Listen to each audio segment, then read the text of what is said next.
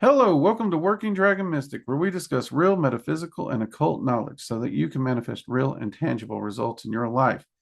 This week in the Working Dragon Mystic community, we're going to continue our series on the Goetia with the 51st spirit of the Goetia, Balam. Um, all right, so let's get into these real fast. We will do a live Q&A at the end of this. We always start with the traditional appearance of these entities, don't we? The appearance for Balaam is terrible, great, and powerful king. He appeareth with three heads. The first is like that of a bull. The second is like that of a man. And the third is like that of a ram. He hath a tail of a serpent and flaming eyes. He rideth upon a furious bear and carrieth a bosshock upon his fist. He speaketh with a hoarse voice. To be fair, that's probably one of the more detailed descriptions we've gotten in a while. For those who don't know, boss hawk is actually a type of hawk. So he's got a bird on his hand, is what that's meaning. I have seen this particular image of him appear during evocation. I have, but I will be honest, not as often as you would think. Honestly, he usually just shows up appearing humanoid, or he will show up with the head of a bull. I've in the humanoid form, I've never really seen the serpent association show up, so I can't. That's going to be different for a lot. Some people have never seen this image of him; they've only seen a human. The flaming eyes seems to be common across the board. There's definitely something fiery in those eyes for sure. And the furious bear. I've actually never seen him ride on a bear. So the form I've seen, the bear I've seen with him, but he's never been riding on it either. So, and then I know plenty of people who have indeed see him riding a bear. And yes, I did say bear, a furious bear. So this is definitely not your cuddly Winnie the Pooh bear. This is a eat your face attack bear. And when you do see the bear, yeah. I know like natural bears in the wild, they can look really, really cute. They're adorable, but this one, there's no cuteness. All cuteness is lost, unfortunately. Um, I grew up in bear country. I think they're adorable. All right. Most common associations with this entity. Rank. First off, he is one of the Goetic kings, point blank. So his rank is king, metal, gold. Planet most often associated with him is the sun. Color most often associated with him is yellow. And the element most associated with him is earth. So there's those pretty straightforward. And real quick, everybody, do remember we do have an online community. You can find it at workingdragonmystic.com or a link below. Join it. We have a thriving community over there with people who share their experiences in the cult. We do a lot of projects together. There's a area where you can become a supporter of the channel and the community and what we do. And that also gives you access to all of our online courses as well if you're a supporter and any of the live workshops. All right. Let's see. Now, obviously, the reason most people even think about working with entities is they want to know the areas these entities can help in. In the Goetia, originally, it was stated something along the lines, he makes men invisible and witty and can tell past, present, and future. To be fair, I honestly think this is one of the clearer ones, but it's still not as accurate as some people want it. First off, he doesn't make you invisible like the Invisible Man. It's not like you literally vanish from physical sight. Okay, that's not what happens. But that's how it's stated. Now, to look at this from a practical sense in today's uses, how is this entity actually useful? The most common ways that people have worked with this entity are the first one is to go about your day or business unnoticed and unseen. This is where that invisible factor is coming in. It's not that you're invisible. It's not that you're transparent. It's people just don't notice you. They're overlooking you. Okay. Pretty straightforward. And that one can be really handy. Honestly, this is one I like a lot, especially when I just want to go and get things done and get home.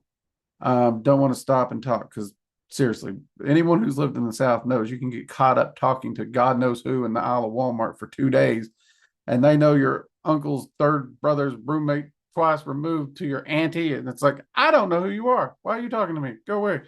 But you got to sit there and be polite, don't you? So the next one sounds a lot like the first one, but it is to go to an event or take part in an activity or project without others noticing you. Okay. Now, this is one of those, like, I debated with a lot of different magicians because to me, these feel the same. But so many magicians insist that these are actually very, very different that I'm including them on here. And here's the difference that they dictate to me. And you all can decide in your private lives if you're on Team Drake and they're the same flipping thing, or you're on Team the other people and it's different. Because I do see the difference. I just don't know if in my brain it's necessary. So hear me out. The first one is you're just going about your day willy-nilly, doing whatever. You're going to the park, you're walking around, you might be running some errands, going to the grocery store, going to the bank. I think people still go to the bank these days. Everything's freaking digital. Running out to get groceries, whatever it may be. And you're just in a hurry. You don't want to stop. You don't want to talk. You just want to get through your day unnoticed. And you just want to keep to yourself. Nice, quiet, peaceful day, right?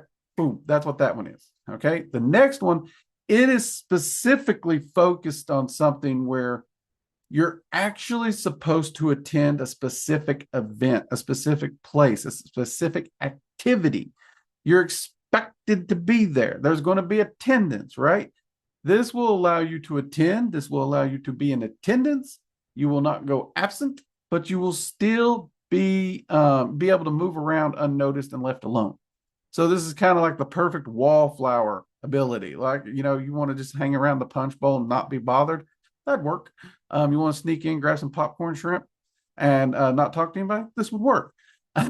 You want to go to the meeting but not be called on? This would work. You see what I'm saying? That's the difference they're saying. One is just going through general day without you're supposed to have a focused thing to do.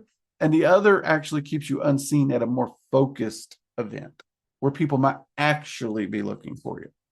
Whether or not that difference makes much sense to your all's minds, I don't know. I see where the other magicians are coming from. I absolutely totally see it. Absolutely. I just kind of feel like it's also sort of the same thing. I think it depends on how your brain's wired, in my personal opinion.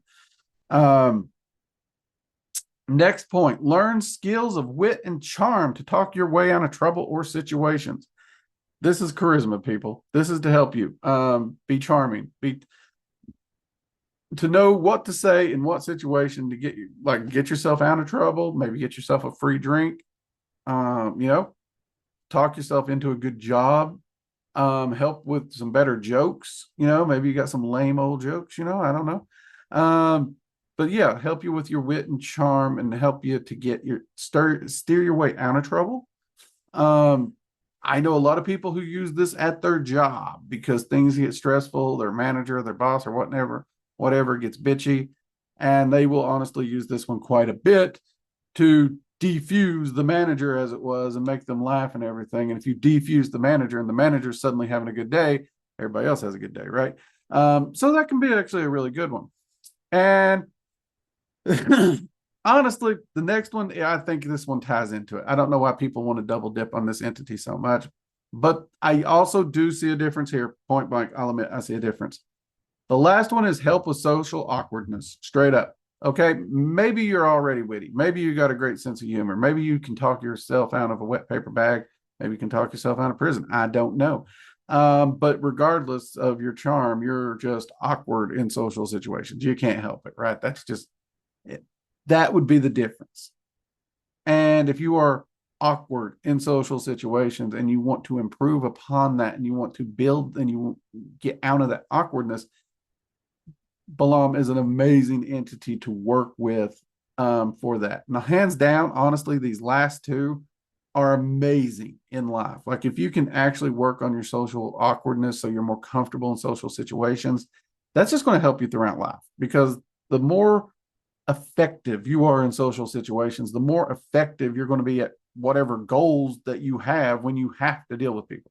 Believe me, even us hermits like me and my wife have to deal with people. And it's good to be able to deal with them with skill when you have to do that. So that would be very helpful.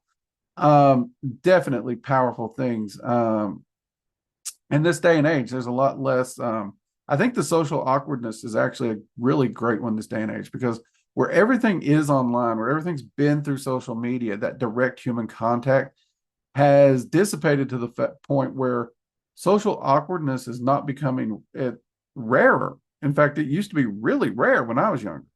It's becoming more and more common, right? Because we just don't have that interaction anymore. So I think this would help a lot of people out. Now, that's not to say that going unnoticed ain't a great thing, because believe me, I like going unnoticed. So yeah, that's a helpful one.